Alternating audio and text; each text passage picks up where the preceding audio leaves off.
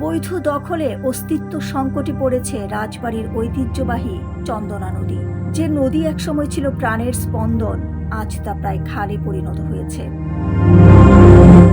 রাজবাড়ী জেলার পাংশা, কালুখালী ও বালিয়াকান্দি উপজেলার মাঝ দিয়ে বয়ে চলা এই নদী একসময় ছিল পদ্মার শাখা হিসেবে পরিচিত। নদীপথে চলতে বড় বড় নৌযান, জমজমাট ছিল বাণিজ্য। কিন্তু এখন প্রভাবশালী ব্যক্তি ও ভূমিদস্যুদের দাপটে নদীর দুই পার জুড়ে গড়ে উঠেছে অসংখ্য অবৈধ স্থাপনা, আবাসিক বাড়ি, দোকানপাট, এমনকি বহুতল ভবনও।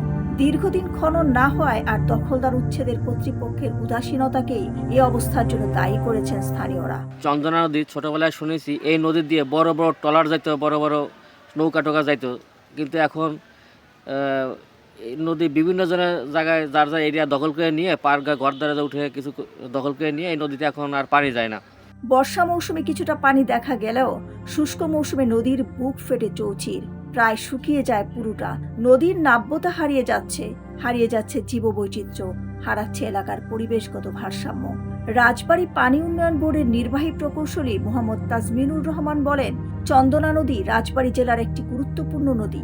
এই নদী অনেক দিন ধরেই দখলদারদের কবলে পড়ে আছে, সেই সাথে খননের অভাবে নাব্যতা হারিয়েছে। আমরা প্রস্তাবনা ও অবৈধ দখলদার তালিকা তৈরি করেছি। এ বিষয়ে জেলা প্রশাসকের সহযোগিতায় দ্রুত পদক্ষেপ নেওয়া হবে। চন্দনা নদী রাজবাড়ী জেলার একটি গুরুত্বপূর্ণ নদী। 2012 সালে পানি উন্নয়ন বোর্ড কর্তৃক নদীটি একবার খনন করা হয়েছিল। এরপর থেকে নদীটি আর খনন না করায় নদীর তলদেশ ভরাট হয়ে বিভিন্ন অংশে নাব্যতা কমে গিয়েছে। বর্তমানে নদীটি পুনরায় খননের জন্য আমরা প্রস্তাবনা প্রস্তুত করছি।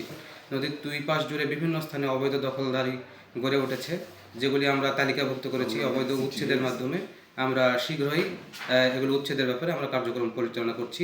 এ বিষয়ে জেলা প্রশাসনের সহযোগিতা প্রয়োজন। শীঘ্রই ম্যাজিস্ট্রেট নিয়োগ করে যাতে অবৈধ দখলদার দ্রুত উচ্ছেদ করা যায় সে ব্যাপারে আমরা পদক্ষেপ নিচ্ছি। এখন প্রশ্ন একটাই, চন্দনা নদী কি আবার ফিরে পাবে তার পুরনো রূপ, নাকি অবৈধ দখলের চাপেই হারিয়ে যাবে ইতিহাসের পাতায়? সময় এখনই, নদী বাঁচাতে দরকার কার্যকর উদ্যোগ। দিলরুবা খান, ন্যাশনাল ডেস্ক, সোনালী নিউজ।